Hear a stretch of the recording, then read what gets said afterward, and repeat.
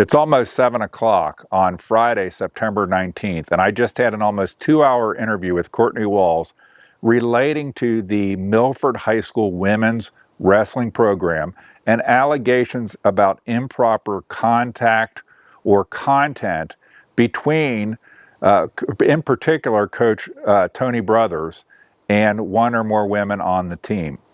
I just got the report yesterday from the police, and I have almost 200 pages of records, and I am glad to talk to anyone about this. I'm glad to talk to Jenny Berkeley. I'm glad to talk to Aaron Zupka. I'm glad to interview Tony Brothers. I appreciate the courage that Courtney Walls has to come forward and talk to me. One of the things, it's a long interview, I wanted to really get into it. One of the things that stunned me the most was that the detective assigned to the case, Kelsey Feverston, never actually talked to Courtney Walls. So most of the report is by a detective named Kelsey Feverston, who never talked to Courtney Walls. So here's almost the whole interview, unredacted, raw. I'm going to put all these records online also, so there'll be a link with this as to how you can get to all of these records. Any edits here are going to be because we took a quick break for me to turn the lights up, and the camera only records 1 hour at a time, and it stops and you have to restart it. But other than that, here we go. So I'm sitting here with Courtney Walls, who was the Milford High School women's wrestling coach. And I have been involved, people have been involved, that there are allegations involving some, I say it the same way every time, inappropriate content or contact of a sexual nature that involved a coach or coaches and one or more people on the women's wrestling team. So just so I put it out there before we even get rolling, the assistant coach is named Tony Brothers. Anthony Brothers. I just want to put that out there too, because like we're going to look at a police report where I think he's redacted out of it, but I've heard him going and telling people, that it's him. And I've got a ton of records from the school, that are all about, I think 200 pages of records from the school about this whole thing. So I don't think who the actors are is secret at this point in time. Everybody knows. I've said at the school board meeting that I felt like there was a cover-up, and I am going to stick with that at this point before you even start talking. I believe that to the degree, if there's nothing happened, then somebody's name should be cleared promptly and professionally. If something happened, then it should be dealt with. And then there's also, and when I read the police report, there's things that shine back at the school system itself, and we'll get to some of that. That's beyond whether the allegations are true or false, but the school system, not just in how they responded to it, but maybe what are the procedures or what's allowed and what's not allowed, okay? So I want to start out with, I've tried to get as familiar as I can with this quickly. I just got the report from the police yesterday. And I had these records, and I've tried to comb through it and do the best I can with it. So before we get into anything here, I just want to ask you, what is it specifically that you allege happened involving Tony Brothers and the women's wrestling program at Milford? Year one I started, I saw provocative pictures, like, of girls on the team. Okay. Year two, grooming. And I reported year one, my coaches were let go, that I brought on because we raised the concerns. Year two, I brought in an assistant coach, a parent coach, and Tony into the room with Aaron Zupka to address these concerns in front of Tony. Okay. Of grooming, of just... And what do you define? So inappropriate pictures, what do you define as inappropriate pictures? There was a naked picture. There was teenagers in bikinis from the team. That Tony Brothers had on his phone. Okay. But there's more to that. Okay. We can start from... Okay, so I just want to, before we get into the depth, I just want to go, what is the allegation? And when you say grooming, what do you mean by grooming? How do you define grooming? Like inappropriate touching, inappropriate wrestling. just the manner between Boundaries. athlete What are the and boundaries between? yes, Okay. athlete and coach. And it was very obvious, visible. Like there was no hiding of it. Okay. Now, when I looked at all the records that I have, okay, and then this report, before we get into the report too, I would say that apart from the allegations, and how and what's criminal, what's not criminal, that kind of stuff, I would have to say that when I read the report, first off, just to have a flavor, I think a lot of law enforcement, just so you know, when law enforcement it does a report, they'll redact a bunch of stuff. So they'll redact, and it makes sense if you were an uncharged suspect, and then you want your name to be cleared. You don't want to be, you'd like your name not to be in things. But what they do is sometimes they redact so much that when you read it, you could actually come to the wrong conclusion because they've. Right. I think here they redacted out a lot of pronouns like she, he, where it can create confusion as to what is exactly, how do you read this? Right. And I think it's unnecessary. Frankly, I think everybody involved should want this to be basically, other than the names of minors and so forth, like unredacted as much as possible so that people could read it. And if you were found at this juncture, if you're Tony Brothers, I think if you're, if you're innocent, believe you're innocent, believe this exonerates you, then you should want it to be more open. But I tried the best as I can to read it. But I would say when I read this is, apart from the legality of things you're talking about, there is a lot of bad judgment in here. And just things that it's undeniable that there was a lot of stuff that was making parents uncomfortable, making some of the wrestlers uncomfortable, that was rumor mill stuff because of this contact, the private practices, things that are just stunningly bad judgment on the part of anybody to be involved with those. And before I get into, we start walking through it in more detail, as a, I guess now, former head wrestling coach, were there policies that the school had that specifically said, like, for example, Cub Scouts or Boy Scouts have a specific policy that an adult leader cannot be with a minor child alone, that there always has to be another adult leader present. Does the school have policies like that to prevent any situation that could even have suspicion? To be honest, I did not get a policy book or a handbook on what should happen when coaching. Okay. I took a bunch of certifications prior to coaching. Okay. Which it was CPR and things like that, like health-related things. In my eyes, that is unacceptable. So that, I come from, I'm ex-Catholic, and my kid went to Catholic schools. And so, you had all the scandals in Catholic schools. So they had actually pretty good programs in place for things like, I know I saw in here background checks, but specific rules, like you couldn't bring, like for Cub Scouts, you couldn't transport. First off, just to transport Cub Scouts in a car, you needed to have your insurance on file. Correct. But the other thing was, you could not ever have a situation where a single adult was transporting minor kids in a car without there being another adult present. And if you're in a district or Milford or anywhere, and those aren't the kind of policies, now it's just common sense. I think if I were doing that, I'd want that just to protect myself, even if the school didn't say I have to do it. But if you're in any school district or anything where they don't have those kind of policies, common sense policies, you should be yelling and screaming about it, because it protects everybody involved. Because in today's world, a kid could make an allegation that was untrue.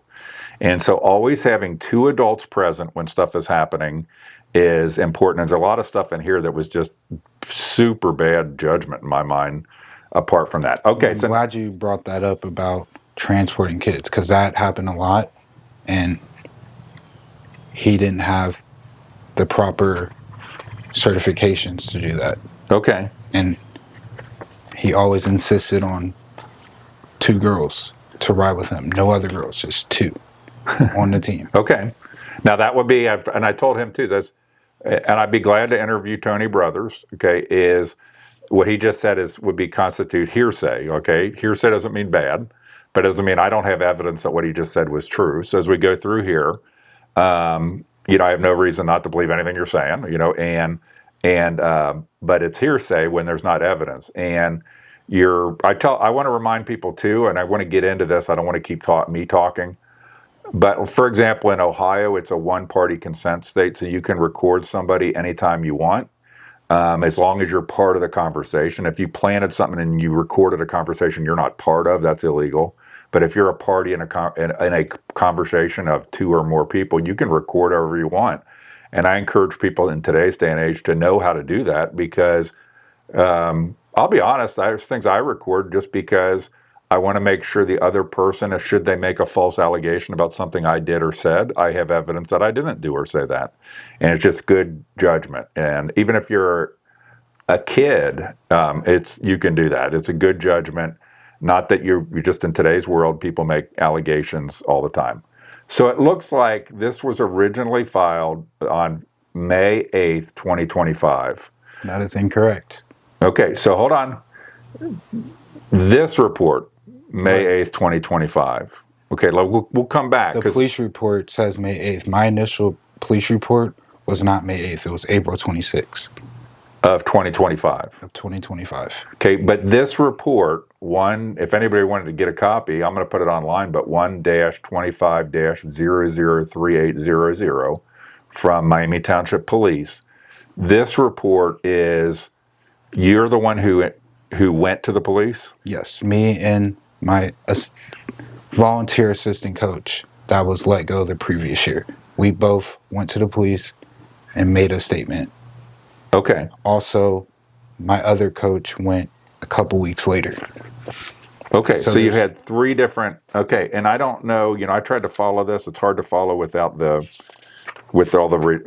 being so redacted.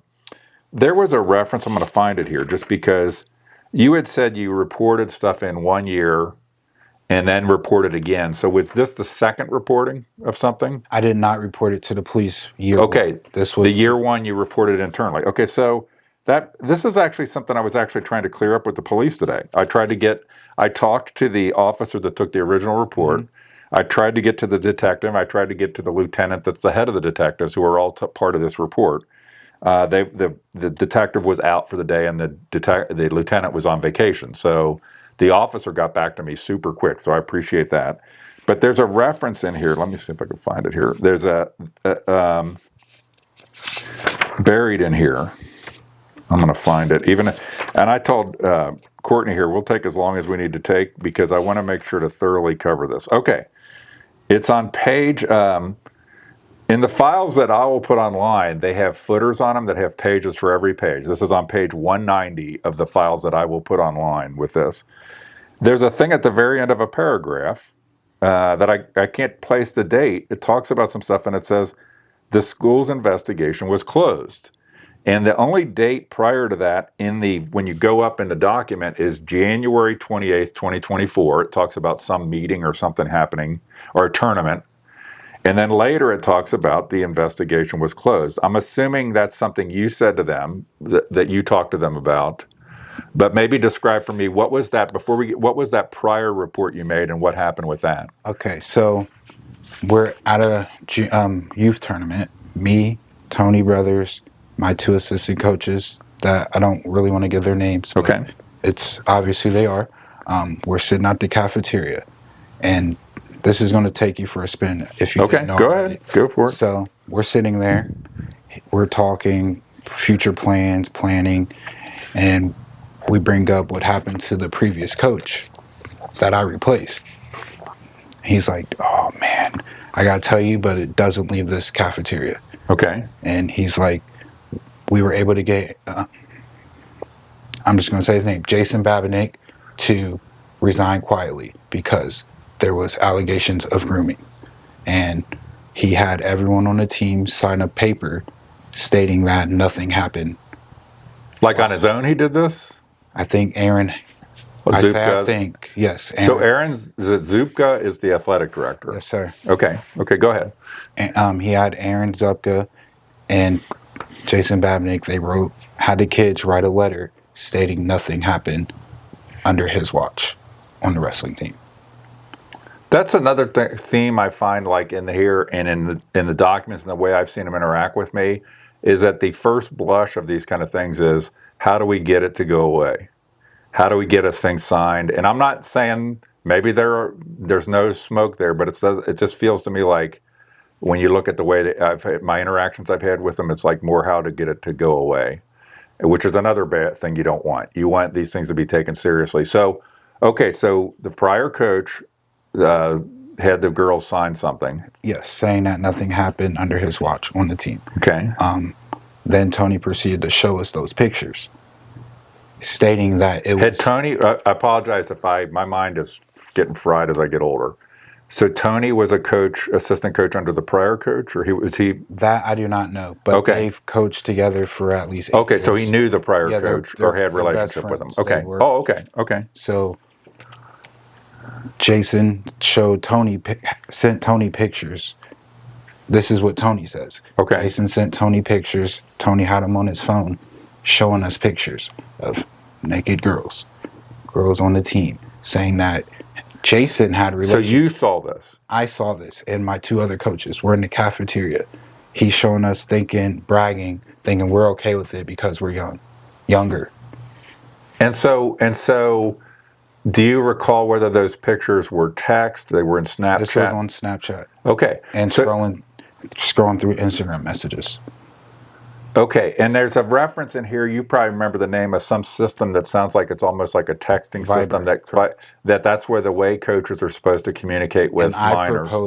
I propose that app because nothing can be deleted through that app. You can download everything without getting any authority. So was that a school thing, or that was just something you did for the wrestling team? I proposed it for the wrestling team and got approved by Aaron to use it. But the other teams don't use something like that?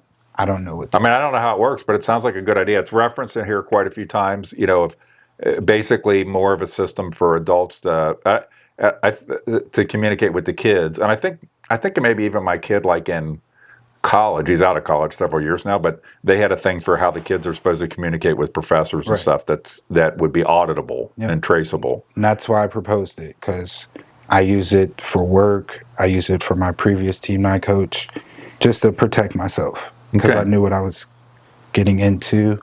I wouldn't say I knew what I was getting into. I wanted to protect myself because I was starting to coach girls wrestling. Okay. And as a young adult, I did not want what is going on now to be on me. Okay. I keep saying a lot of stuff, but I appreciate what you're saying, and I think that I think no matter what age you are, is that, I remember, you're probably far too young to remember, and somebody told me she's still alive, a woman named Dr. Laura Schlesinger, who had a radio show that was about basically social and personal things, like a psychiatrist type thing. And one of her things was, the Lord gave us all brains to do things to keep us out of situations where we could get in trouble. And that people would call in and she'd say, you have a brain, and the Lord is not wanting you to subject yourself to whatever it may be, temptation or what have you. The Lord is wanting you to use your brain to make sure you don't get in those situations. That if you get to the pearly gates and say, the Lord's not looking for you to arrive at the pearly gates saying, I was tested all the time and I've resisted. Right. The Lord would be just as happy or more happy if you get there and say, I kept out of situations where I could have, done something wrong or been accused of doing something wrong. That's just like all mental, that's all on your mental, correct? Right. It's just very common sense, and okay. So the first thing, I just want to not leave that and go on. So the first thing gets reported. You saw the seeing the pictures that related to the first report to the school. That was the first report to the school, yes. And you had corroborating witnesses that they had seen this. Correct. And they were offended like you were that this was wrong. Because they've lived through an experience. They just went through a thing that was a coach getting out. Right. Type thing. So they probably wanted the program to get straightened out and completely eradicate anything that would even remotely raise any questions. Okay. And then what happened with that then? How did it get, I saw in here where it says, it was closed. So, funny thing, in that report, we talked to Corbin, the assistant AD to Aaron Zupka the previous year. Okay. She stated in the report that we never talked to her about the situation. She didn't know what was Like when you say you talked to her, like you had a meeting with her? We had a meeting with her. And it was more than just you. There were other people in the... And the 2 other coaches. And we talked So, by the way, that's a good thing, too. Have witnesses. Have witnesses so it's not just you. So you can say, I have other people that would... So those people to this day would... If they were asked to sign an affidavit... Correct. Saying that this took place... That's how all this started, because Aaron got mad at us for having a meeting with her because he wasn't in the AD office. Okay. He said she is too young, she's new to this, she should not be involved in this. Okay. That's cover-up talk. So then you met with her. Keep going. What happened? We were expressing our concerns and expressing everything that we saw. And she really didn't have anything to say about it because, I mean, I don't know why she didn't have anything to say about it. Okay. But the meeting just ended. And she told Aaron that we came off aggressive, which, I mean, we didn't come off aggressive. We came off concerned and wanted answers other than he resigned due to wife's medical health. Okay, now help me, because my mind is not good, or it could be better. So when you say he resigned, you're talking about the prior coach? Correct. So you wanted to know more about what actually happened with this prior coach? Right. What am I getting myself into? Okay. I just started at this school. What did I step into? Well, and by the way, I'll throw out here, you just made me think of this, but another wise counsel thing is I think if you walked into a program where certain activities and behaviors were seen as normal, like if you go into a culture and certain things are seen as normal, and you might be like, what in the hell? Right. So if some of the behaviors that caused this other guy to resign were believed by the girls to be normal or something, then you're walking into that. It's really important that you know the culture that you're walking into, because that what are their boundaries. It's like if you and I were suddenly in China or India or something, the culture that we just landed in, it could be very different than ours as to what's considered normal or what's considered okay. Right. So, okay. So so what happened after that? You wanted more answers. Right. And we talked to Aaron. Well, Aaron called me and asked what's going on. And he was like, let's have a meeting. I was like, perfect. Let's bring every parent on the team in, you, Tony, and the 2 coaches. We had the meeting set. The day of, he canceled the meeting. Well, Zupka did. Yes, the day of, probably an hour before the meeting was supposed to start. He canceled it. Do you know why? He was at a basketball game. He had to be at a basketball game. And then he never rescheduled the meeting? Never rescheduled it. He actually just came in and talked to the girls and us, saying all this drama, this is just rumors, this isn't true. Okay, so he sent a message as a leader to keep your mouth shut. Yes. To move on. Yes. Nothing to see here. Same difference if you took a young girl or young boy and you handed them a thing saying, hey, can you sign this piece of paper saying nothing happened? And by the way, one of the things that irritates me about all this kind of stuff is that these people that are in positions of leadership teach our kids how to be corrupt at an early age, how to sweep things under a rug. We should be teaching our kids how to not do those things, how to speak up and to stand for the right things, and the right kind of behaviors. But also realizing people screw up all the time. And, okay. And let me remind you that Aaron was afraid to tell Tony that he did not get the head coach job. So Aaron hired me on. He's like, can you come in, meet the team? Okay. Tony comes strolling in too, and Aaron's stuttering like, this is the head coach, you're the assistant coach. Okay. He didn't even give me the chance to hire my own staff. Oh, okay. So Tony was pushed onto me. Pretty much. And then the program, based on reading these, it sounds like the program was typically like 8 to 10 girls in the program. Yes, we started with 12 girls and a couple got injured. Okay, just to have some frame, it's not like 30 girls or something like that. It's 8 to 10 girls in the program. Okay, so then with that whole thing, what happened? Again, there was like I said in here, it says it was closed. Investigation was closed. I don't believe there was an investigation. Okay. So if I'll go request the records for the investigation and because Aaron did not follow up with me on any of those concerns. But you had been led to believe that there was somebody going to look at this and investigate Correct. it. Okay. So so that was in early 2024. 23 to 24 years, yes. Okay. And then this thing in here that, like I said, the last date before it says investigation was closed was January 2024. So does that sound about right to you, that it was in that time frame? Okay. All right. So now, before we get into this, at some point we're going to get into this, but so then after that, so you're the coach, Tony Brothers is the assistant coach, you have the volunteer coaches, and at that point, first off, your radar is going to be higher. Okay, so you're going to naturally, which is a good thing, looking for anything that would be concerning. But from then on, so if that was January 2024, and this is May-ish 2025, during that intervening time period, obviously there's things that how soon after the January 2024 thing, or did you feel like it was going to be okay, there were no issues, or did the concerns keep coming? I felt like when I was shown that, I strictly thought it was the previous coach. I didn't think anything of Tony. Okay. During that time. But you're not sure whether Tony was an assistant coach under the previous coach? They've coached before. Okay, they were buddies. Yeah, okay. And they've coached junior high and high school together. Okay. I don't know if they coached girls together previous year. Okay. But the fact, so I didn't think anything of it. Like when he showed me the pictures, I just thought it was that coach, and I had like a bad taste in my mouth about Tony and Babnick, because why do you have the pictures on your phone? Yeah. One, and why are you telling me to keep my mouth shut about someone?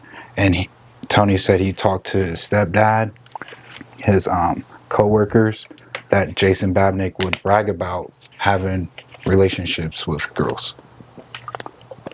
Relationships, like specifically sexual relationships with the girls? I'm just going to say relationships. Okay. Now, did you ever during this thing have any specific evidence of a sexual relationship or sex acts taking place between any coach and the girls? No. Okay. I never stated anything about them having sex. Okay. And that's because I'm not asking you to make a statement that what you think. So I'm trying to figure out the right way to word this. Were you suspicious that such things could be going on? Correct. Okay. But you didn't have any evidence. No. And there's no allegation here directly of that sex acts were going on between people. I was just raising my concerns. Yeah. But there's there's just a lot of really bad judgment. I mean, it's not just like dumb. I mean, if anything, and this is my comment, is if you're I don't know, if you just do these things, like, it's just dumb. Like, you shouldn't be doing certain things that would lead to people to have suspicions that, even if there's nothing going on, then don't do these things. Don't be having private practices with girls. Don't be seen walking the track with them alone, holding hands. Hand around the hip. Just don't.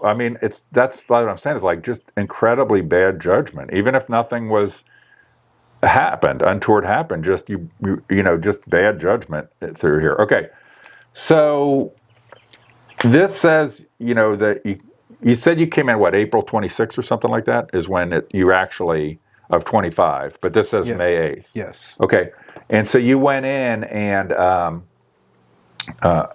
So you went into the police. Yes, me and my. So you had other person with you. Did they? Okay, so they probably recorded you when they interviewed you. So there's probably audio recordings of those. Police almost always are going to be recording you if you're making a report. Honestly, I don't think it was. I don't think I actually looked around for. I'm big in IT and. Well, usually they're going to have it would be so if they didn't record you when you're in making a report like that, that's bad police work. And just so everybody understands, pretty much every police, now you have body cams on them, but in an office, if you go to report something, that they're recording you. Like the sheriff's office is pretty much always going to be recording you. If you come in, if they put you in, you'd obviously know if you're being recorded and you're put in the room where the camera is, stuff like that. But even if you're sitting at the desk with a officer, a deputy or something, they're going to be recording you. So it'd be interesting if they didn't record you. That would be atypical police work to not have recorded you. I'm going to grab my phone real quick because that May 8th date, I just want to confirm something. We took a quick break there because he's checking a date, and I turned the lights up a little bit because it's getting a little dark out. But it says here at 5/8/25 at 12:50 p.m. that I was advised the attached subjects were in the police department lobby, requesting a supervisor to file a complaint on the Milford School District.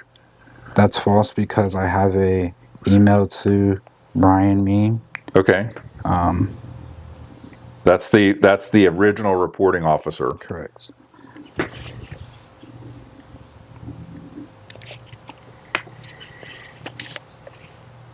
April 24th, to be exact. Okay. This was when my other assistant coach. So you have evidence of a communication with the reporting officer on April 24th. Correct. That's That's when we were in there because. Oh, that's when you were in the lobby. Yes, because my assistant coach's handwriting was bad and they couldn't read the report. So they asked. I'm going to look here on this. They asked him. Everything's 5/8 on this report. Right.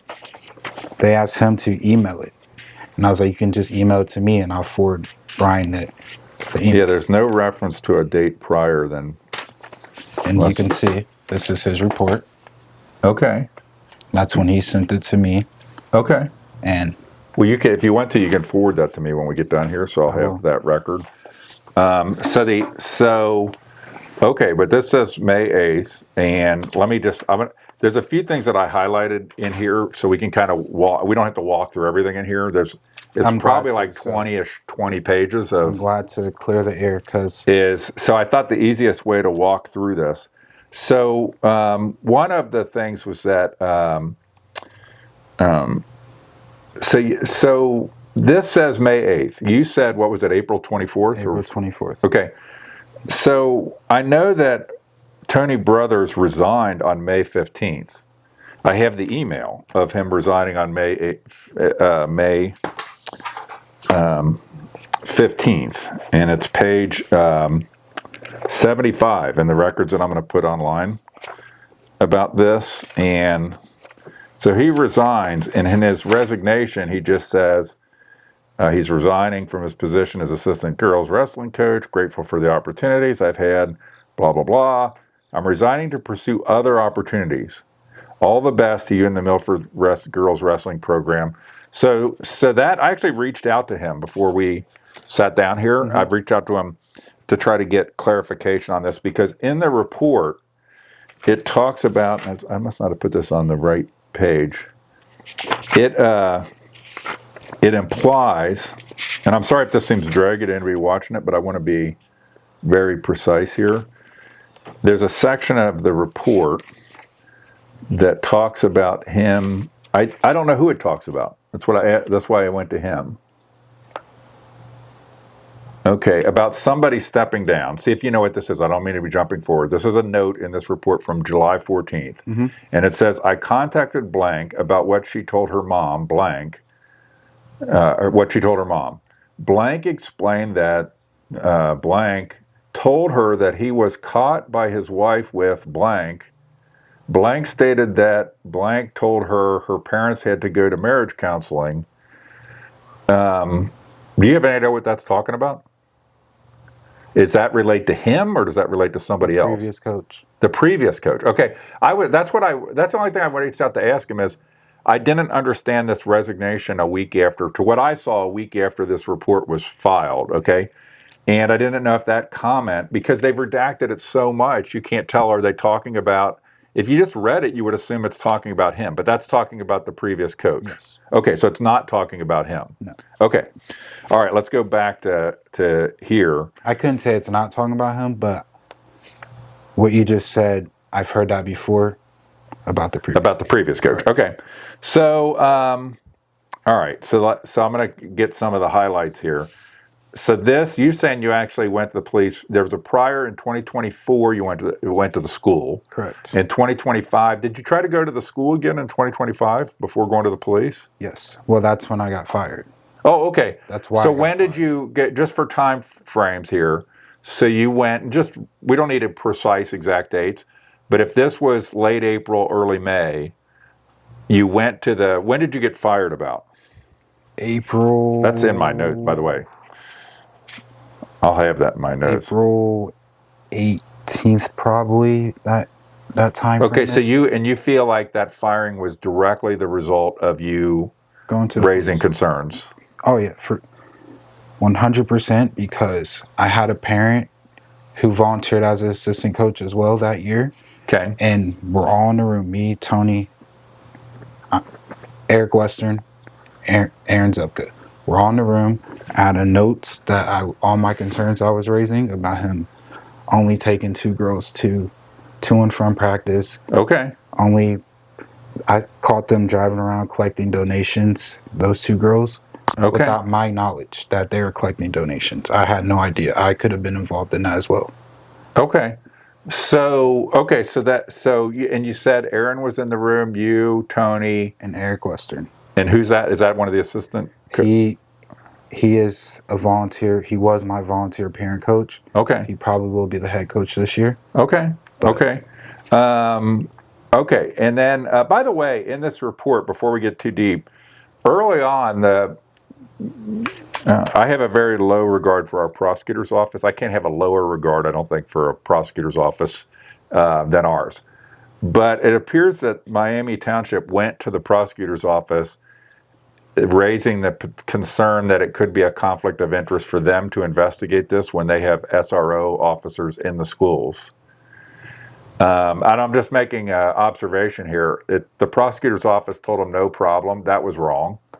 That was wrong. They should have gone to somebody like Union Township, like another department that had no connection with Milford Schools to do it. It's just what's so funny is people not using common sense. Like, don't drive around with underage girls in your car. Like, just common sense. Like, and even if it's allegations, you're better to have it done by somebody where nobody could claim that it was in any way rigged or there were bias. But they went to the prosecutor's office in there. So it looks like he resigned on May 15th.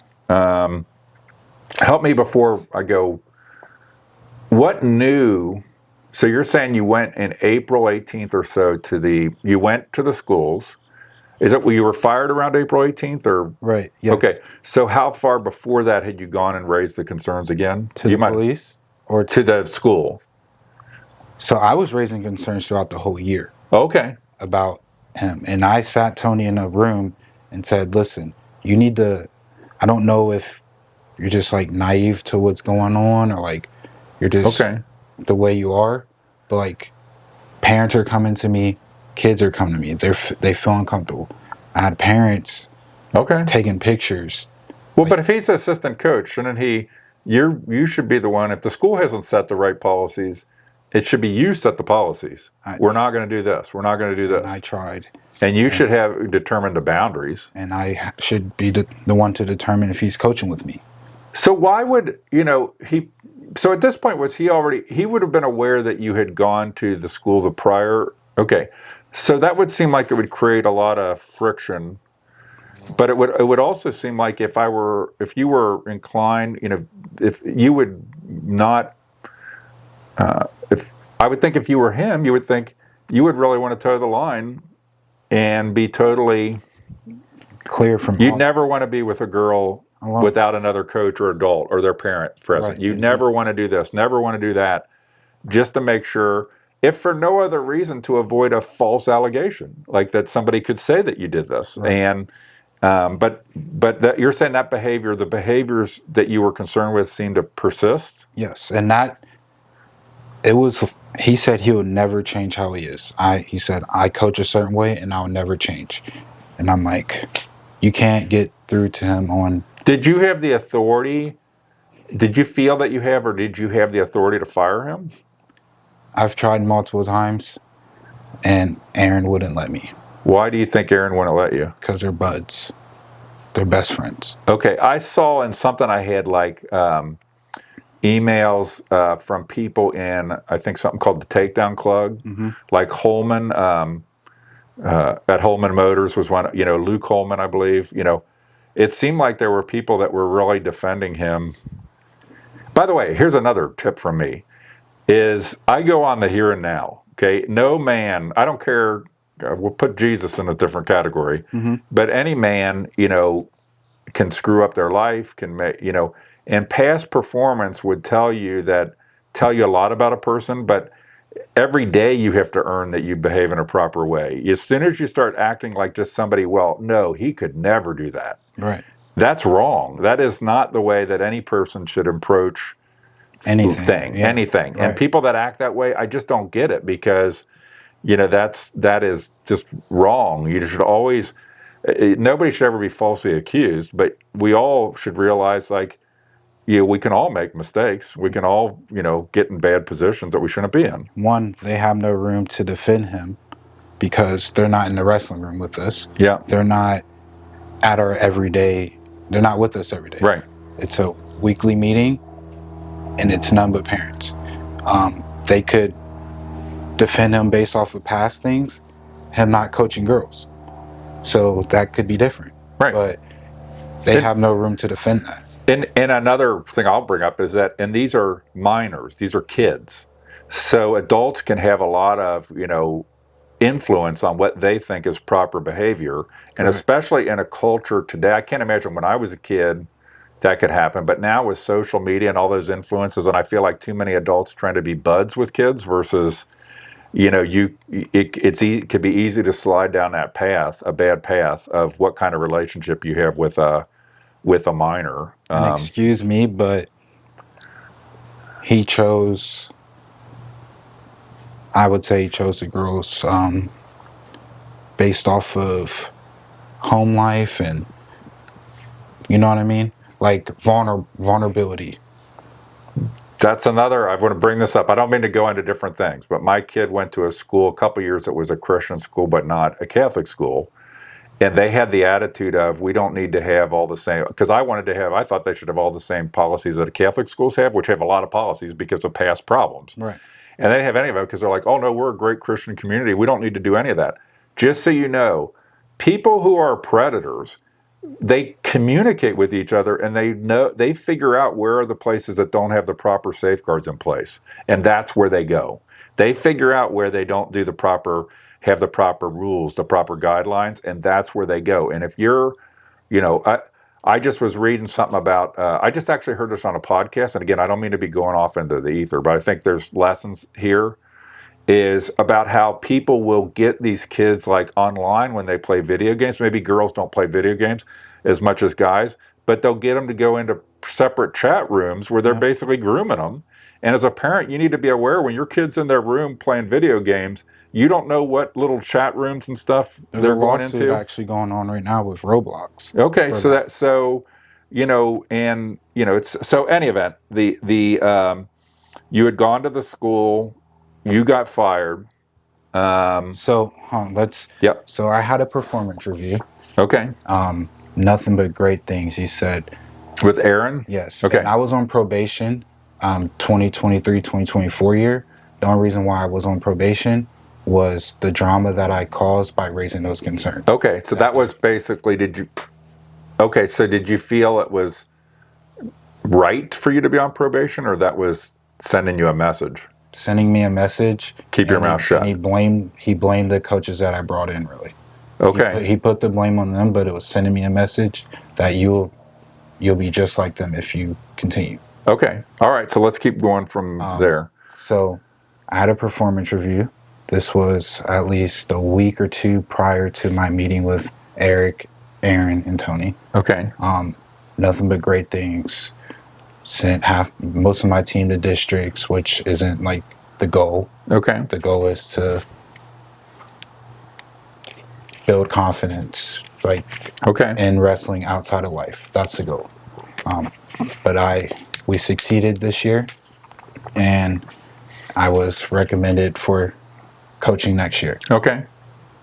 And then it all went to hell. Yes. And then I asked to have that meeting about my concerns. And Eric defended every concern I had, even made comments on, I've talked to you about it too. That doesn't look right as an adult and a kid. And I hope he would freaking tell the truth if someone talked to him. Okay. But I was like, did the school record these meetings? No, Aaron had a notebook. So this is another thing I want to bring up, is that when you're having these kind of meetings with somebody in authority, I would suggest you record them, okay? Or make sure they record them. They should record them to have a record of what was said. Right. So they might need to get it transcripted someday. If it involves any allegations of inappropriate activity, that should be the normal thing. By the way, these are common sense things that adults should figure out, and a school system should certainly figure out. I should have protected myself by recording, because this would be a whole nother situation right now. Okay. So you get a good review, you bring forward the concerns. I keep saying before we jump into this, but we're hitting a lot of the things leading up to this. Was there, when you said you went back to the school again, and you might have answered this, so I don't want to, but again, my mind can be faulty, were there specific catalysts from the prior year to coming forward a second time? Was there any specific event or events that kind of said, I got to come forward again? A lot of parents raising concerns to me. I'm just going to name drop Brian McCann and Leanne McCann. They kept telling me almost every tournament that I don't want him coaching my daughter. I don't trust him in the room by himself. Okay. And she even took pictures of him with, like, at a tournament with his hand in not a position you would area. Okay. Right. Soon as I raised my concerns, I got no support from them whatsoever. They just went ghost. It was almost like I was set up to be pushed out or something. Okay. Or they're just afraid. And I would always talk. So you're saying these parents went silent? Specific parents went silent. Okay. She was like, you need to talk to my husband. You need to talk to my husband. He knows it all. He knows it all. I can't say anything. You need to talk to my husband. He knows about last year, this year. He knows everything about him. Okay. So I also think there's a lot of, if you're a parent, nothing's more important than your kid. But by the way, I joke with people. I heard somebody say, like, you're just to make a joke, your bullshit marketing career, your bullshit thing is not as important as your kid. Right. And if you need to be there and be consistent as much as possible. Now, what you just said about this is hearsay. Like, what happened, in that mix. Okay. So parents coming to you was a big catalyst to coming forward again. Correct. So you had the prior year, this year. I don't want to beat the horse, but I'd rather explore it more. Were the allegations that parents were coming to you during that time period getting more precise or more concerning? Like, I've tried, I keep trying. Maybe you back me up on it and something can happen. But every time I go, it's me. It's just me.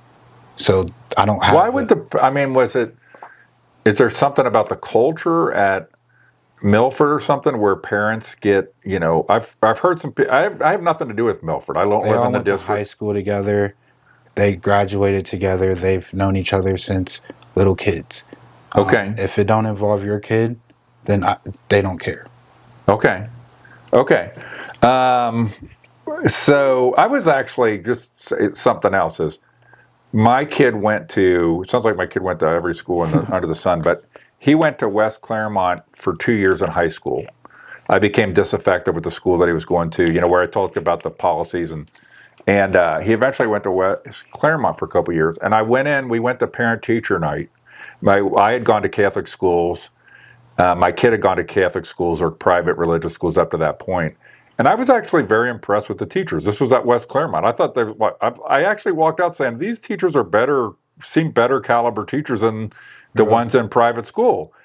But on the same token, I'm like, where were any other parents? we were like one of the only parents there. And it's like at a Catholic meet the teacher night, pretty much all the parents are going to be there, and that's the other thing is parents, be there. Like in these public schools, I was surprised at how good the teachers seemed. I have nothing bad to say about the teaching of the kids. When my kid went to public school for a couple of years, I could say like, where were the parents, in this mix? Okay. So you're fired, then you have the parents coming to you, you end up getting fired. So I want to talk about the meeting. Okay. So we're in the meeting, I'm addressing my concerns. Eric is defending my concerns, backing them up. And I told Aaron that I feel like I never had control of my team to begin with. It seemed like you and Tony have this thing, and you really gave him control of the team. Okay. Without talking to me. And if I'm the head coach, I should have been able to hire my own So you're staff. saying actually then this is like the worst scenario of like a corporate, I'm a corporate guy, where somebody on the team has a relationship with the person above the lead guy, which undermines your authority and ability to do your job. Correct. I didn't have a key to the building, like a physical key. Tony had the key. I'm the head coach. So that's just... Why didn't they just make Tony the head coach? Aaron told Tony that I was younger. That was the reason why. And that doesn't mean anything. How old is, so he's like, it's in here, I think, like 48 or 40. Okay, so it's actually in here. So he's in his 40s. Okay, how old are you? 28. 28, okay. Do you feel like when you came in that this was a great gig and an opportunity for long-term coaching? I'm going to take that approach with anything. That you go into? Okay. Yes, but I was warned by people like family and friends that you don't want to be there, like because of the cliquishness of it or something. Yes. And I was like, I always know how to protect myself. Okay. I'm going to take the proper stuff to protect myself, like getting... So when they put you in over him and told you were younger, do you think that they had a vision that you could be a long-term, like you would be really good for the program? Without a doubt. Okay. Do you feel like you're being younger, that you felt you could connect better with the girls and stuff like that on a professional team coach? Without a doubt. Those are my kids, like without a doubt. So there's also references in here at times to that, the girls' actual wrestling technique and stuff like that was not where it needed to be. And so is that part of, what you were, what was your background in wrestling? As in accomplishments? Yeah, like or like I wrestled in high school, I wrestled in college, I wrestled in high school. Yes. Okay, so you had a background. Have you done other coaching of wrestling? Yes. Okay. I have 4 years of experience prior to Milford. So where? Mount Healthy. Okay, and did you have any issues at Mount Healthy? None. Okay, and did you feel like you had better knowledge and technique and so forth, then you would be able to teach the girls to a better level than Tony? Correct. I'm going to ask a strange question too. Is there's lots of women's sports that have male coaches? Is there in wrestling? Is it typically male coaches or versus female coaches? Yes, for right now, but later down the road, you'll see more female coaches. Because you're getting more. Because female wrestling just started a couple years ago. Oh, because I would say, like, I went to McNicholas, and there was a male wrestling team, and it's like there was no female wrestling team. It just started a couple years ago. So okay. So once you get girls that have been, does college have? Yep. High school and college has girls wrestling or women's wrestling. Yep. Okay. Okay. And funny thing you say, we brought in a women's coach. Tony pushed her out. Uh-huh. Well, she was a volunteer women's coach, or yes. Okay, that had a wrestling experience or some wrestling experience. The jiu-jitsu, but that's another. By the way, that's another thing is that I would probably want to have a female coach around. Okay, because then if there were certain things you wanted to train or a girl was uncomfortable, that the woman coach was there. Plus, a woman coach is going to have, I don't mean to sound misogynistic or sexist or anything, but I would always give credit, though, that women are going to be more, what's the right word to use, like more in touch with other women, or more, Right. their radar is going to go off if there's something inappropriate going on. And it did. And Okay. we talked about it. And he started to notice that it was going off. Were there any other attempts? So when you originally saw these pictures, so we're going back, I'm jumping back, did you think that he would think you might react, oh? He thought I was going to be cool with it. Like, oh, dang, props, dude. Like, no. It's like, no. I can't, like, I have never had a male friend that I think would, if they thought I was going down a path of something that was wrong, would not try to correct me and stop me.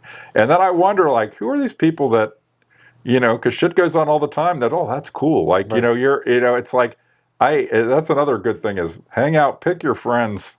I don't know. Are you a religious person? I am, yes. Okay, so I went to a church once, a Hillsong United Church in New York, and I still remember, it's way off the subject here, but it's all young people mostly. I like the music, if anybody's heard of Hillsong United music. And the pastor gives the message of, most of you, if you can get through your whole life with half a dozen good friends that you can really look back on, that you're blessed.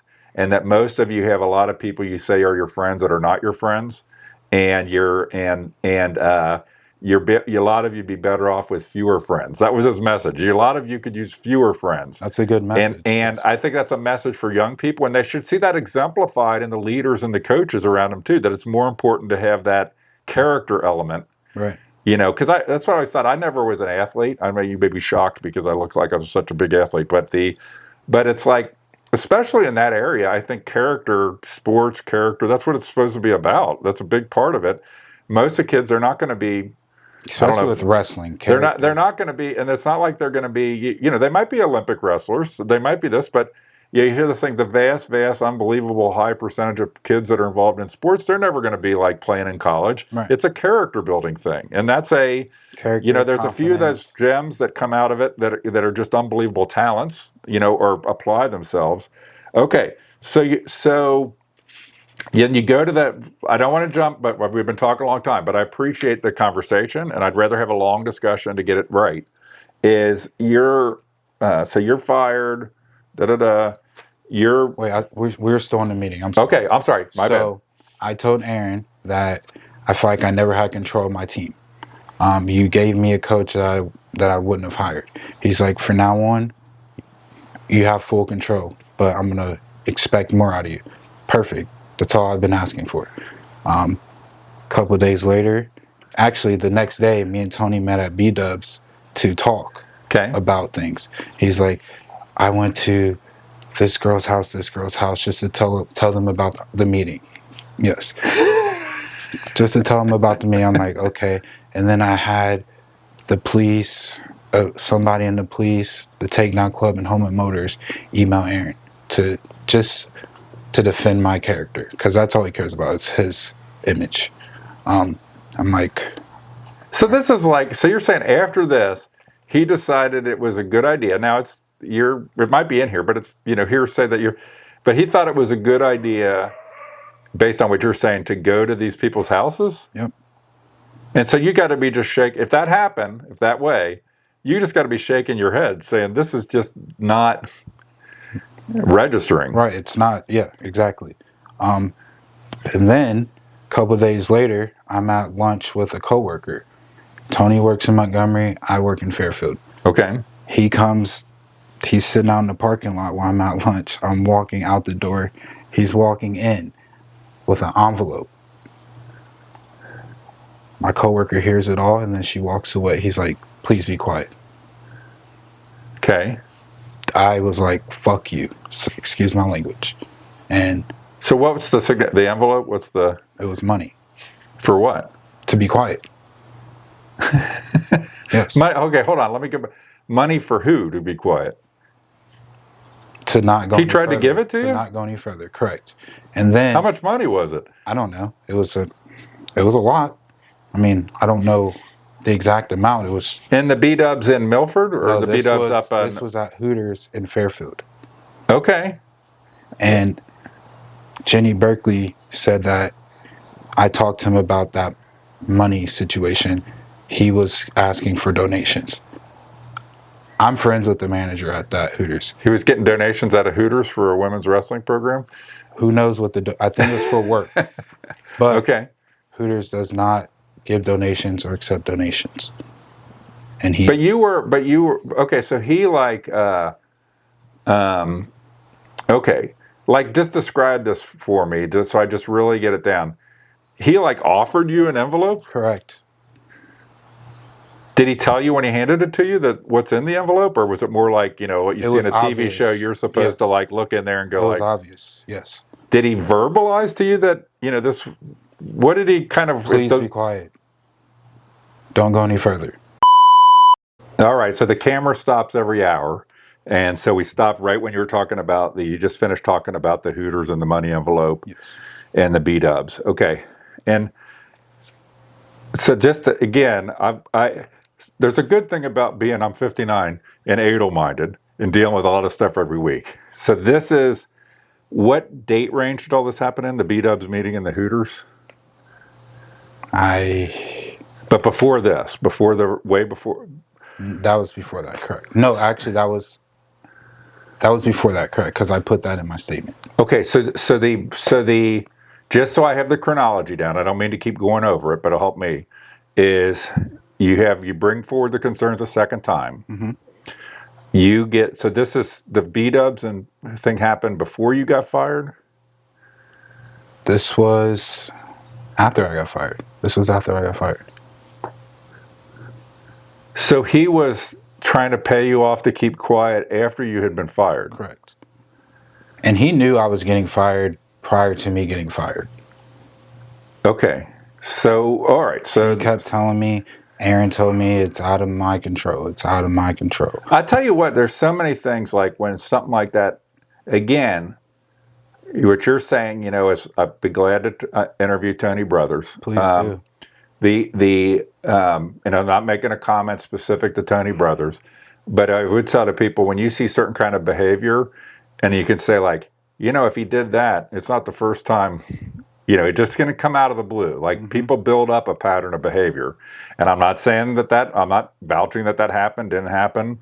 I'm glad to interview Tony Brothers and have him, you know, talk about these things or deny these things as well. So, okay. So now we're up to this. Are we up to this at this point? Yes. So you come in, when you came in, so this, you said you had an interchange via email. I think it was April 24th-ish or something like that.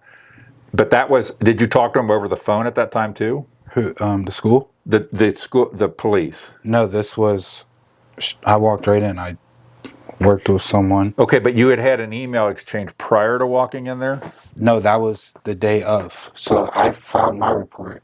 My friend emailed me, my assistant coach emailed me his report because his handwriting was bad. And that day is when I forwarded. So when you went into them, you did a handwritten report? Correct. Okay. So the email that you showed me, I just want to be really clear, that was sent to you by the officer? No, that was sent to me by my assistant coach to send to the officer. That's how I know that's the day that we were in there. Oh, okay. So they sent that email the same day, and then you provided that email to the police? Right. Okay. So why do you think this says May 8th then? I have an idea. Okay, well, I can ask the police about that. I can ask them about it. The school didn't report it to the police Yeah. before I did. So And the school didn't report it to the police a year before. Right, and that might line up with the date. Something to protect the school? Correct. Okay. That's an idea. Okay. But it would be pretty clear you were either in the lobby or not on it. Now, do you think did you go back a second time? Oh, yeah, I kept checking up. Okay, so maybe you could have gone in there on 5/8. Yeah, that's but your first interaction where you went in was 4/24ish. correct. Okay. When you in the interim, so you filed the report with Brian Maney. Okay. How did you feel? Did you feel he was taking it seriously? How? Now, he's just the reporting officer. By the way, there's officers when you go in going to file an initial report, and then detectives do it from then on. He didn't want to be there. I can tell you that. He was ready because we were addressing everything. He's like, I'm just a reporter. Well, it's a shitstorm report to take, too. It's not, somebody broke in my house and stole my TV. Or it's a complicated report that you have to apply yourself in, and some people don't want to have to deal. There's all different kind of reasons people don't want to have to deal with that stuff. Right. Okay. So he takes the report. How long were you in there talking to him, do you think? About an hour. An hour? Okay. And it was you and the other person that sent you the email was there, or you? Yeah, my assistant coach, correct. Okay. Were you the only two there? And Bill Thomas. Bill Thomas. Okay. And how did Bill Thomas get tied into this? I contacted, so someone I work with was in a lawsuit with Aaron and Milford for some cheerleading thing. And I was talking to him about it. He's like, I've heard people talk about some prior cheerleading deal. Right. Okay. And he's like, dude, contact this lady. She has a full notebook of stuff that could help you. So I contact her thinking she was going to be the one. So hold on a second. How did you might have said this, so again, apologize, faulty brain. How did you actually get connected to Bill Thomas? I was leading up to that. Okay. So that lady told me to contact Bill Thomas. Okay. He'll walk you through, take you to the police station to help you file a report.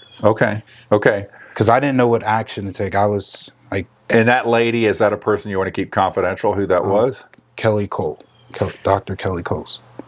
Okay, from Warren County? I believe so. She runs a... Yeah, so she's a politically active person in Warren County. Okay, so it might be, I'm assuming it's the same person, but okay, so you go with Bill Thomas, he's with you. Had you spent time talking to Bill Thomas about all this prior to going there?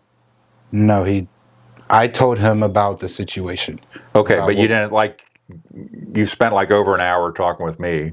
Right. No, we did not. You didn't do a thing. It wasn't like you were, not that I'm, I just bring this up because when somebody else brings you in, somebody could allege, well, they coached you and that you should say this or, me or anything. They got a grudge. And I think Bill Thomas over the years has raised lots of issues with Milford Schools. So, and so people claim, well, he was, I absolutely think if you went to Bill Thomas and you had an issue at Milford Schools, he would be a receptive audience that's not going to try to bury it. Doesn't mean it's true. Doesn't mean, okay, but you went in there with him, your assistant coach, you spent about an hour, and then what? And then that was, according to this report, that was on the 8th. You're saying that that's not correct.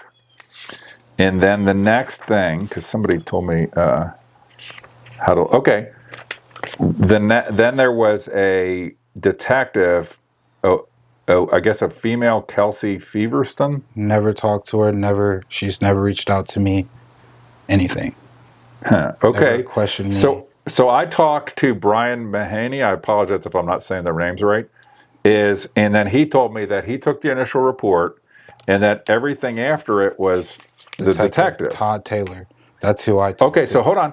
So just so you know, it's in the file I'm going to put online. It's page 179 is the initial report that Brian Mahaney took, and then when you flip to what would be page 180 in the files I'm going to put online, it goes to immediately says Kelsey Feverston, and everything else. Brian Mahaney's the one that told me, you got to look and see if it changed who the person was. His name's at the bottom of every page, Brian Mahaney is. But he said, after the initial thing, I didn't have much of anything to do with it. There's some other report of somebody coming in and talking with him that's in here.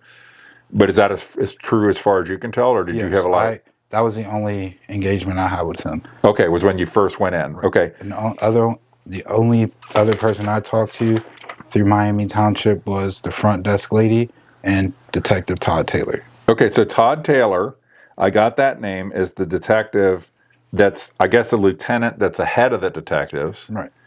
And so, okay, so there's all these pages here. I'm going through all these pages because I want to get to a point.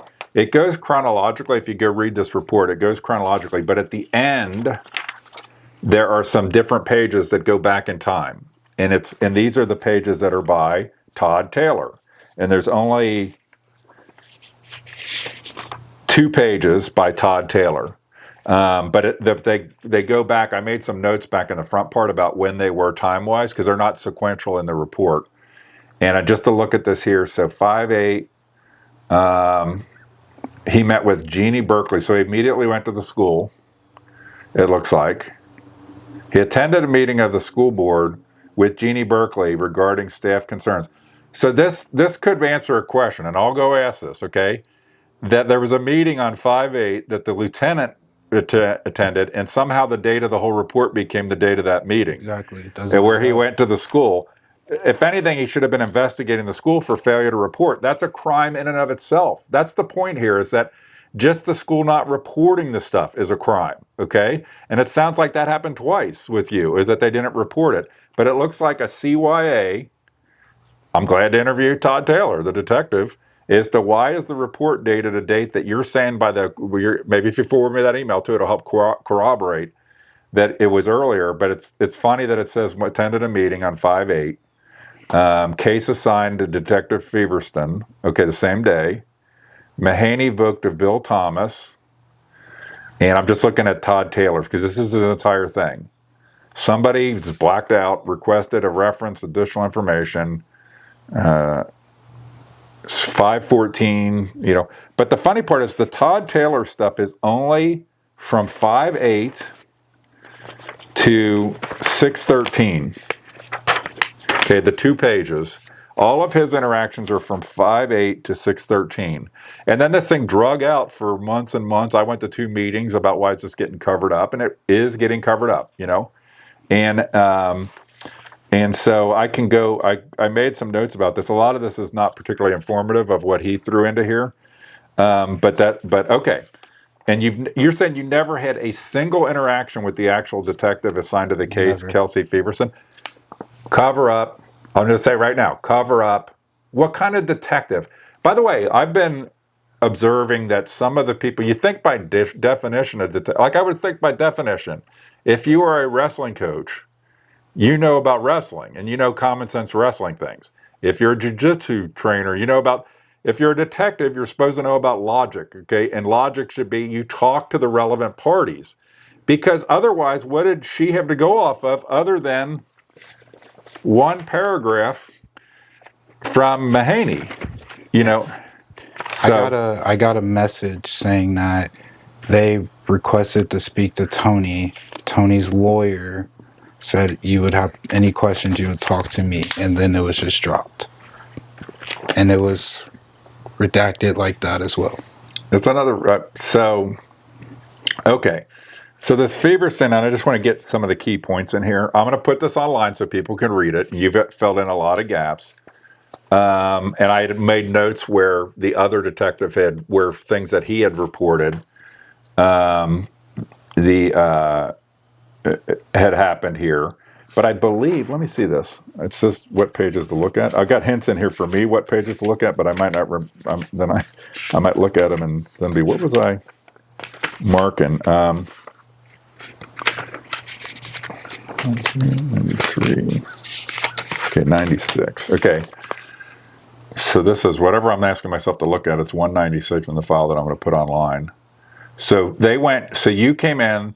They never had a report. They went to a school board meeting of some sort on 5/8.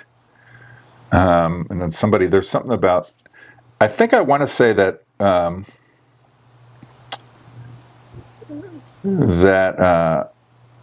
okay. Okay, I'm not going to make any representation about this, what they said here, but it's going to be one of those things of when did they inform Tony that there was something going on, and that's what I think my note was about. Jenny Berkeley sent an email saying that there was a police investigation. Okay, so when Tony asked, when is this all over? But Tony knew the whole time.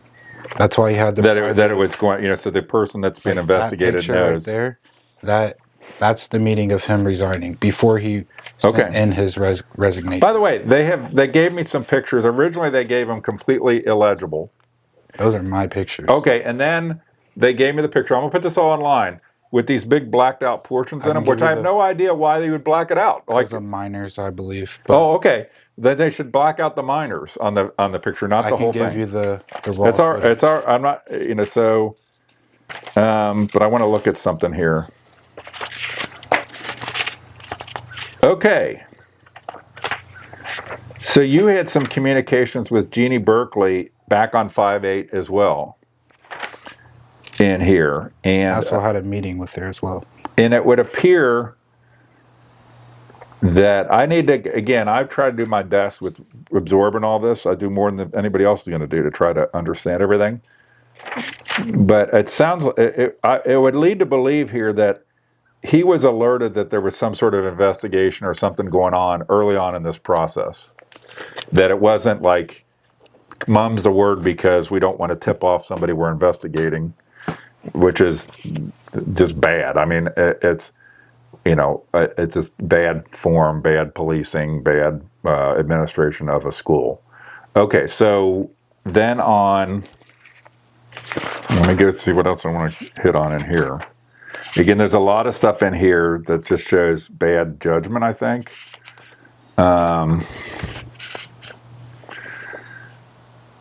Okay.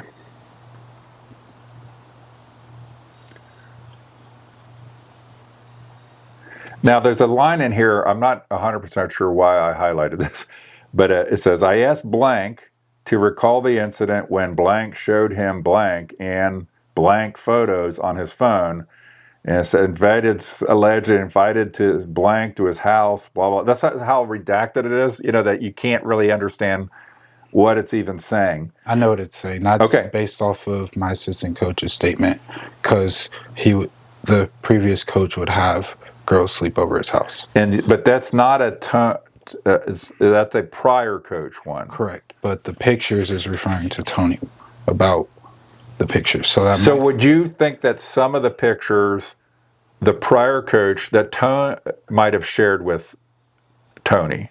Correct. And that's what I'm saying. The pictures are either Babnick's or Tony's. Okay. And that's the only thing I said in my statement, that he had naked pictures. What's weird in here too is, and again, I don't want to misread things, but I'm trying the best I can with a heavily redacted report. I don't think there was ever a subpoena. It appears there was a couple of subpoenas or attempts to subpoenas to get people's phones to dump them, but I don't see any subpoenas to Snapchat. Okay, and just so you know, they can do that too. They can go to these things. I just learned yesterday that if you use like ChatGPT or Grok, under a subpoena, they will give the police exactly what you said back and forth to those tools. Right. And so, but it doesn't appear there was ever a subpoena for records from Snapchat, which is where, so it struck me as kind of funny because they're wanting to dump things off phones. I don't know how Snapchat stores things. Okay, I have no idea how. You can get your records, if you delete something, you can get your records strictly from your phone as well. Okay, but my point is, if I, is like if you wanted to get my Facebook, law enforcement, if you want to get my Facebook, I'm thinking your best way to do that is get it directly from Facebook, because then it's, I might be able to manipulate my phone or something like that, or my phone only keeps so much on it and it's pulling it as I scroll. But it doesn't appear to me that there was ever a subpoena to Snapchat or any of these social media tools. Right, and we stated that in the statement. Okay. That's where it was shown.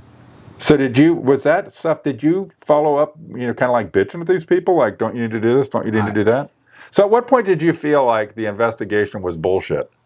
Or I'm putting words, okay? Did you at some point feel the investigation was bullshit? From the time I left, from the time I filed my report, because I didn't feel like no one even cared when I filed the report. Like I told you, it felt like he didn't want to be there. So like I'm raising these serious concerns, and it's like, all right, just tell me what you have. And then meeting with Jenny, all she did was fish for information. She didn't really want to know anything. She just wanted to know what I knew so that she could protect herself. So the former state rep for the area to the west of here was a guy named Tom Brinkman. And he told me, he was a long-term politician. And he told me that, this is not a there may be politics, but it's not a political thing. And he told me that the system protects itself. And he says, it doesn't matter if you're Republican, Democrat, whatever, liberal, conservative. He made a comment to me, unless somebody had like such overwhelming thing, the system tends in most places to protect people that are in the system. And so you need to be very cognizant, if you're a parent or whatever, is that if the system will tends to want to protect insiders and protect. And when you look at this, there's lots of elements. Like I said in one of the times I went to the Miami Township to the school board meeting, is the school board sets the policies. And so one of the reasons why a school board should have their hair on fire over something like this is that you want to find out, you're always going to have bad people. Like no school district could screen people so perfectly that they never have a bad apple. The question is, they could look for what are the deficiencies in our policies that we need to change fast as we can, especially with a new school year starting. Right. Is you want to have all this fixed. There should already be a policy. No transporting, it almost sounds in here, somebody had told me that they thought that there was some reason the girls weren't allowed to use. You could shed light on this. Like the van or whatever, there was a van or some school thing, and then somehow it got to be that girls were being transported in the coaches' cars. Yes. And the parents that talked to me said something about, they led to believe that there was some reason why the team wasn't allowed to use the school transportation anymore. What's up with that? So we were told that we can't use the school vans anymore because we didn't clean them. We left it dirty. That's not true. Okay. I made sure we cleaned the van every time we used it. And then we started to be able to use them again the next year. Okay. And we took the vans maybe twice when we went to Cleveland to stay overnight, and that's probably about it. And then we use our cars locally. But normally at Milford, the teams would use school vans or something like that to as many of the people. And I'm sure if it's a big team like the football team, they use a bus or something like that right. to transport them around. Okay. We were saving the school money. But I think they should still have policies that you don't have girls in a car without two adults in the car. Or without it could be one girl in the car. So if you have 3 girls in the car, I would actually say that, now this is not, and I'm just me, is that you want to have you could have 3 girls, let's say I was driving 3 girls and they could make some allegation against me and they all corroborate the allegation because they don't like me because I told them to turn off their stereos or whatever. Right, yeah. They got mad at me for some reason, okay? And so I think it's always prudent that there's more than one adult in any situation that involves minors. The exception would be if you had a parent at an event, and this is what kind of the way the Catholic system worked, and they had a couple of kids that was their own kids, they were transporting their own kids in their vehicle, and so, and did you guys, when you did this transportation, did the school district make you have your car insurance on file with them? I was the only one that had my car insurance on file to transport kids. Okay, so that's another thing too, is you should always want the school, if you're going to do any transportation using personal vehicles, that there is because what if what if the person transporting has 3 DUIs, no insurance, and and then you find out later that, oh shit, we should have checked that. For us to drive the vans, yes, we took a course, background check, driving record. So that was all good. But to drive your personal vehicle, you also had to do other steps. Okay. So. And you did that at least with your personal car insurance and stuff like that? I was able to drive personal vehicle and a van. Okay, but other people were driving personal vehicles that had not gone through the steps? To drive their personal vehicle, correct. But had permission to drive the van. Okay, and did the permission to drive the van, that would go into a gray area, right? If they had, but that would mean that they were driving their personal, they had some checking done, but not, for example, something that showed they had adequate insurance on their car. Correct. Okay, and the school might have insurance that covers that kind of situation also, but it's good to know this. I can't believe how people, children are the most important things, and it's why don't you ask these questions? Parents should ask these questions or look for this stuff and expect logic and common sense. Even though as a parent you might say, well, I would be responsible. You can't trust that other people are responsible. Right. And anybody who gets uppity because you ask them, that's a bad person. is that anybody who gets, oh, I'm offended, you asked me whether I have proper insurance. No, that's a person probably doesn't have proper insurance. Correct. That, that gets You're offended taking by offense that to by that, that then. question being asked. Okay. All right, I'm just looking at this. Do you believe that other... So you saw these photos originally. From when you saw the photos a year earlier, more than a year earlier, did you see other photos or have suspicion of other photos and things that were going on? The next year, no. But, a parent took a picture of Tony and the student, and his hand placement was wrong. Okay. And that caused a big... Like hand placement while doing some practice thing, or hand placement like, they were walking the track? Okay. Like while the girl was, where he would say it was some coaching thing he was doing? Yeah. That's a gray area. Like, you can say he was coaching, comforting, blah, blah, blah, or... Okay. Okay, so you never saw, after the first set of pictures, you never saw other physical evidence like pictures of something going on? No. Okay. Other than drilling, as in wrestling, and being in sexual positions. Okay. That were not appropriate at all to wrestling? Not appropriate at all. And staying there for more than 5 seconds is too long. 10 seconds, Now, I don't really understand. You can go ask my wife. We've been married a long, long, long time. And I don't understand women. And, would some of these girls be susceptible to this kind of behavior or were they all like, creeped out by it? And those were the concerns that were brought to me, because they see him doing it to two specific girls, and they were creeped out about it. The other girls were creeped. Okay, the girls that he was doing it to never said anything to me about it. So they were either... By the way, I don't know anything what I'm talking about when it involves young women and stuff like this. But I would think that can't be implied to mean they were receptive to it. Okay, it could be implied to mean that they were naive to it, or creeped them out still, but they didn't feel like they could speak up. An adult. And by the way, it's hearsay per se, like on this. But there's enough in here about parents and stuff like that, and different people saying stuff. Well, those were one of the concerns I brought up in the meeting about these positions he's in, and my parent coach agreed with me.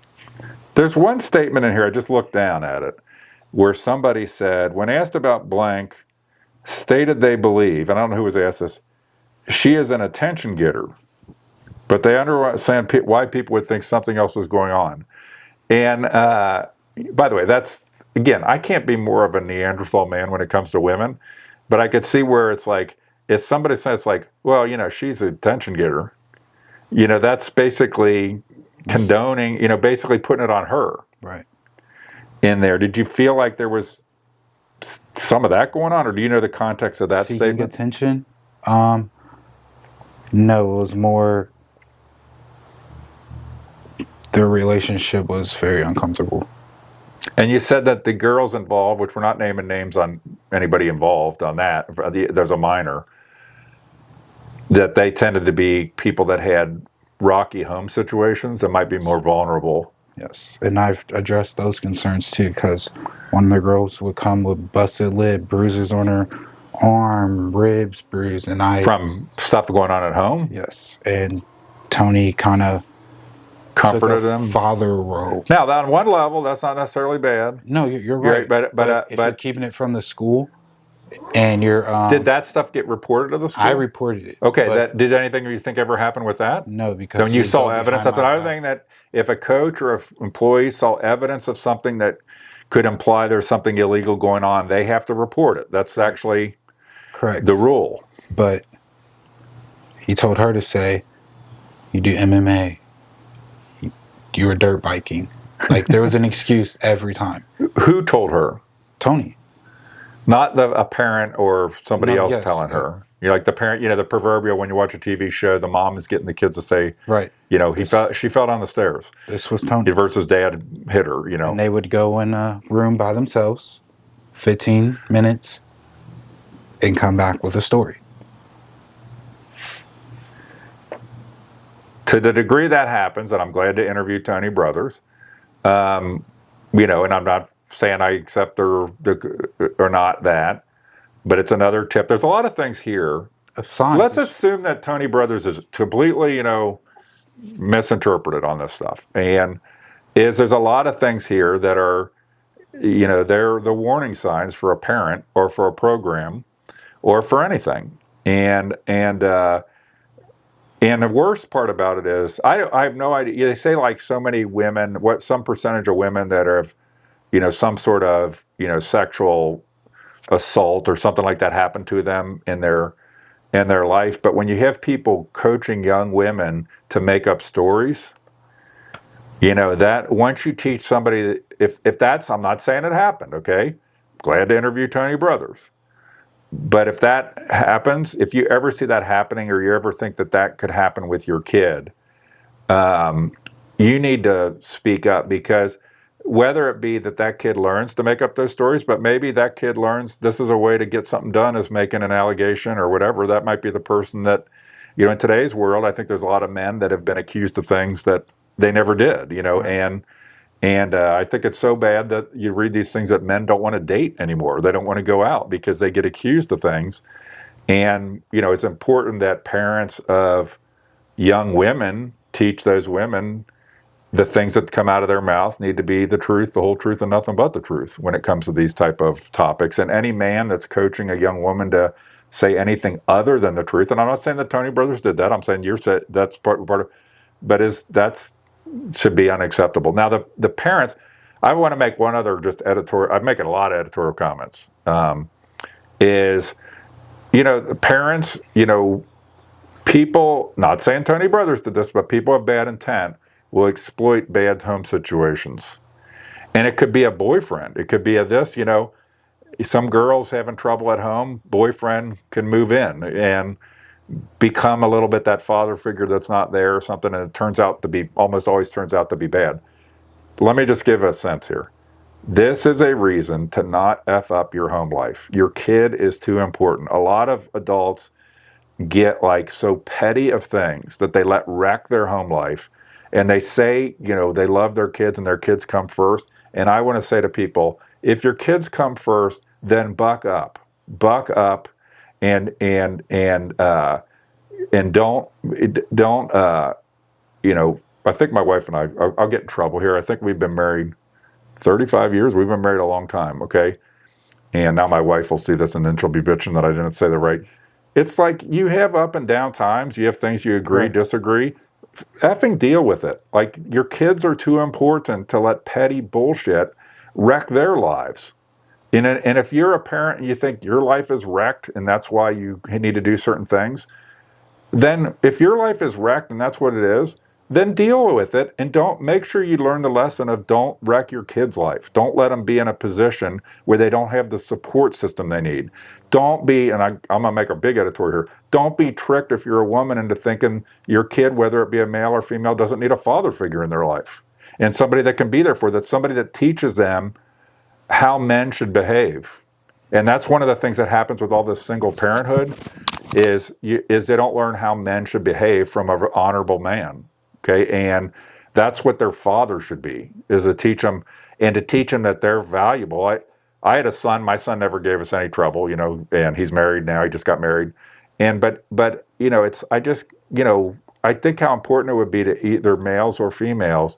My wife teach my son a lot about how he should treat women.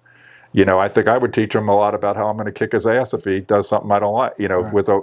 But it's like, come on, your kids are more important. And as much, it's going to happen. My mom and dad were divorced before I was 1. Okay. So I grew up with my mom and my grandma. Why? Because my mom put me first. And if that meant, we lived with my mom was a secretary and, never asked for anything, paid for me to go to college, all that kind of stuff. But she had a kid. It was her. She needed to make sure that when I came home, from school, there was somebody home every day. My grandma was there every day.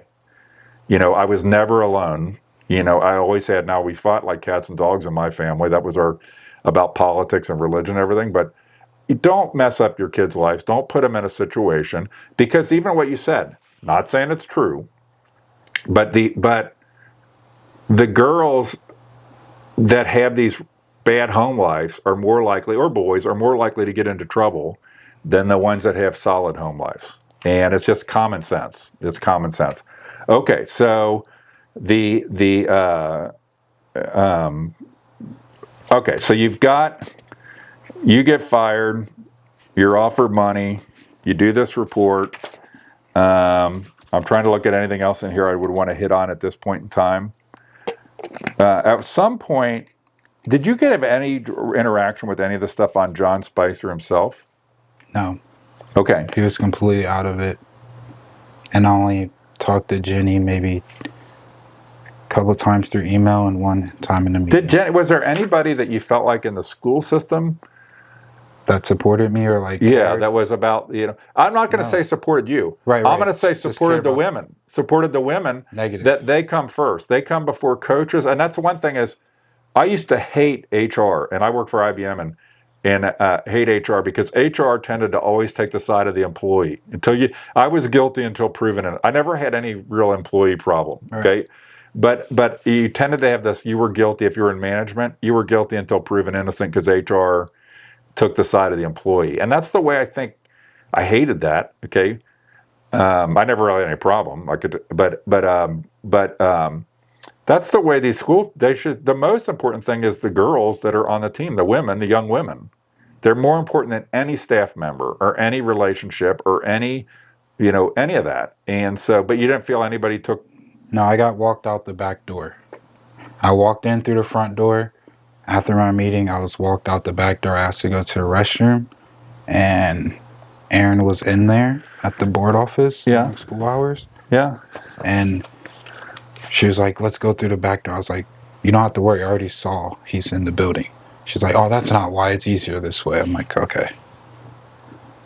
So I guess the thing is, like, in all of this, your firing, what was the explanation given to you as to why you were fired? After the meeting, I felt like you guys would not be able to work well together. So you're fired. Exactly. And then he was like, please don't say anything to the team. I'll send out a communication. This is Aaron saying this. Aaron, correct. Prior to that, he's telling me, I want you to resign. I'm like, no, I'm being fired for raising concerns. And he's like, if you get fired, you won't be able to coach again anywhere. I'm like, I'm not worried about that. When people talk to me, they'll know where I'm coming from. And you can tell how I am. And he's like, you sure you don't want to? I'm like, you need to fire me or nothing's happening here. And so hold on a second here. So you kind of gave it like, if you're not going to, you're going to have to pick him or me, basically. Yeah, right. Like he's telling me to resign. But this is before there had been any police investigation or anything like that. Yeah, this was before any of that, yes. He said, you need to resign. You guys would not be able to work well together after our prior meeting. And I'm like, so you're letting me Do you make a lot of money doing this? No, I don't do it for... Okay, I don't think so. I use my money I gave back to the program. Like supplies or equipment or something like, we needed this. Some couldn't pay for fees of wrestle. Yeah. So guess what? That came out of my check. Because I told him that I just don't get, like, I would have said, I don't understand, like, I would think that either, like, one of you could have been suspended with pay until this is investigated, and should have been the one that the concerns were raised on. Correct. I was going to say, nobody had raised. Are you aware of anybody raising any concerns about anything you did being a behavioral problem or you did something wrong? My first year, my communication was not there all the way. Okay. But that was about it. And I was under probation for... But there was never any... By the way, there could be, so I'm not asking the question, but there was never any allegation that you did anything that made girls uncomfortable, that did this, that did that. You were seen inappropriately. You created a concern in a parent. None of that. None.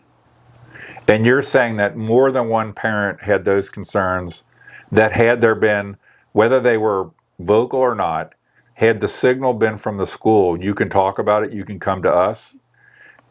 that those parents, there was ample evidence that there were at least concerns. Yes.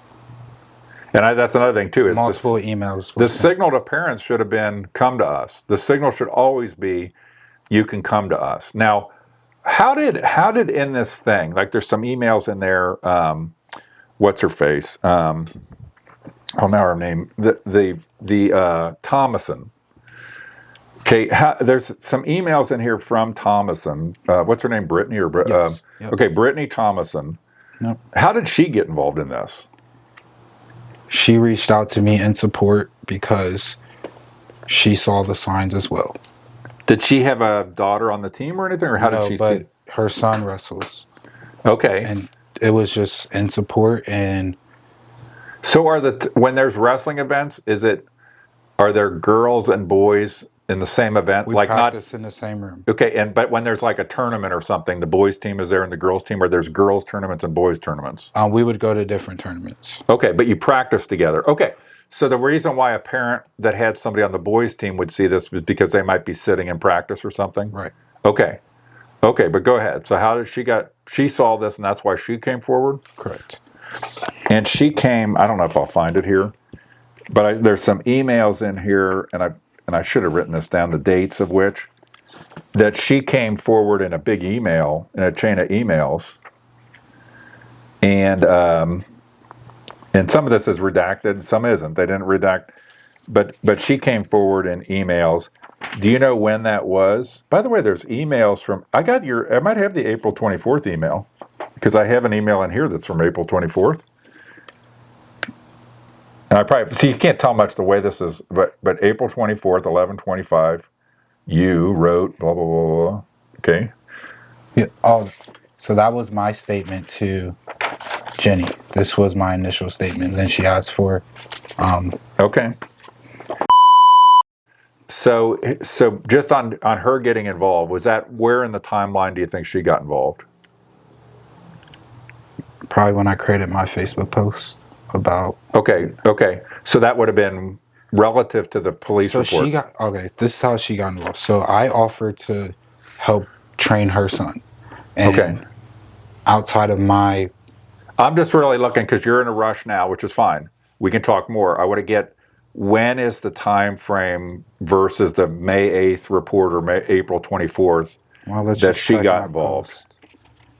She got involved the day I made the post, saying they let a good coach go who really cared about the kids. So that would have been before you went into the police? Correct. Okay, so she was already involved in being communicative about this then? Correct. Okay, and I want to make, and I appreciate, we spent a lot of time, by the way, and we can talk more. I'd rather do long form discussions to get more, even if we have your wife's calling, you got to get home type of thing. The one thing that struck me, I'll close with this for now, we can talk more, but it's like they found, somebody reported to them, Miss McCullen, do you know who that is? Yes. Mrs. McCullen. Yes. That she observed that I had posted public records from the school on Facebook, which I'm sure I did. I saw that too. And it's like, didn't the police get these records on their own? Right. So that was in July July 23rd. And it's like I think I went and looked at this, when I had gotten the records from the school, I might not have it in here, but I had gotten the records before that, right. And so didn't the police request the records? That was one of the questions I wanted to clear up with the detective. And the lieutenant is, did you get the records because of my Facebook page? And I don't even see in there where they did any work with those records after that. Right. I gave them a boatload of records. Okay. And emails, text messages from parents to me, pictures. Okay. That picture at the table, that was my picture that I put it all in a Google Drive and shared it to the police. Do you still have that? I do. So maybe share that with me. I realize the need for sensitivity involving anything that's a minor or something like that. I'll share everything. So I appreciate you spending so much time with me here. This is an interesting thing. And I think that one of the things about, obviously they haven't changed any policies or procedures at the schools because of this, at least at this point that I'm aware of. But this is only going to make it more suspicious. This is the product of when you have half-assed work from, I'm not saying this is half-assed work, but if it's half-assed work, you end up, and based on like these record thing, it looks like half-assed work. Just that you never talked to the detective yourself. Never. Half-assed work, okay? Exactly. And the prosecutor's office always half-assed work. And it's just going to make it more suspicious. And if you were Tony Brothers, or you were Jenny Berkeley, or whatever her name is, you don't want half-assed work. And if you were the board, you should be enraged that there's so many open questions, because the report basically ends with, there's nobody willing to testify. You know, like there's no witness. By the way, in these kind of cases, I'm not a lawyer. I don't know what I'm talking about, but I know more than most people. You don't need the women to agree, especially when there's minors. The police can go forward, because a lot of times human trafficking, by the way, a lot of grooming stuff, the statute in Ohio is entitled human trafficking, but it's not like what you think about, like the movie Taken or something like this. Right. There's a lot of things in there. And the point is that law enforcement has an obligation, because people, be they male or female, that get trafficked in some way tend to not want to talk because they're afraid. Especially, let's figure that they were, say, like they're a illegal immigrant or something. They're not going to talk. So the police have an obligation to take these cases forward, sometimes without having testimony of a person directly, because of the fact that somebody who's been groomed or trafficked. You know, I'm not saying you get certain visions of that, like the movie Taken or something, you know. Right. But at a lower level, when this kind of stuff happens, the girls involved, because these are girls, I'm going to say girls, they're likely to not, they could be afraid to talk, or, you know, and the police then, especially when they're minors, have an obligation to take it very seriously, even when there won't be a witness. Okay. I just thought of an idea. Yeah. The report they gave me had a serial number of the phone number that they looked at. I'm going to check the purchase date of that phone. Okay. Because if it's not the same phone as when I was showed the pictures, then clearly you have. Well, before you go, okay, I was involved with a thing with Commissioner David Ubel. They eventually got out of office and everything. And one of the detectives in the sheriff's office, Ubel made a comment to him about the detective would never figure out what he had done. And that caused the detective, it was a printing thing, to call every printer within like a 50-mile radius, because he was so, like, F him, he is not going to be right. I'm going to find this out. And that's what gets me here, is like, why weren't they trying to get Snapchat? Maybe Snapchat couldn't respond, but I don't think I see a subpoena to Snapchat in here. And so once there were allegations of these pictures on Snapchat, if I was a quality detective, it's going to be, I'm going to be at the point where I'm going to be able to say, I found them, they were there, they're not there, or I did everything I could, and I can't corroborate what you're saying. But it just looks, I just can't believe you never talked to the detective at all. The principal person making the allegation. And I'm assuming, you can check, but none of your assistant coaches talked to this detective either. I don't think so. I think Detective Todd Taylor took the third assistant coach's statement, but other than that, there's very little in here from Todd Taylor. So I'm going to put these records online. We may talk more. I'm glad to interview Tony Brothers. I'm glad to interview Jenny Berkeley. I'm glad to interview the police. And here's the funny thing.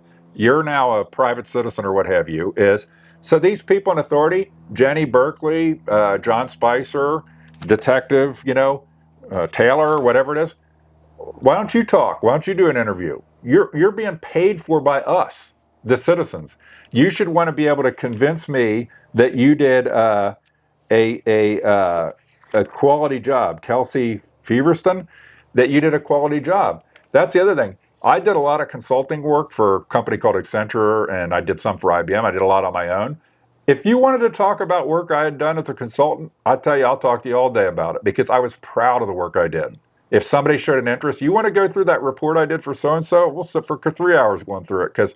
And that's the way a detective should be. I'm proud of the work that I did, that I chased down every loose end. Maybe I couldn't get there to close the deal, but I did everything I could. Unless you're trying to. Yep. So, all right. Thank you, Of Courtney. course. I appreciate you taking the time. Thank you. All right.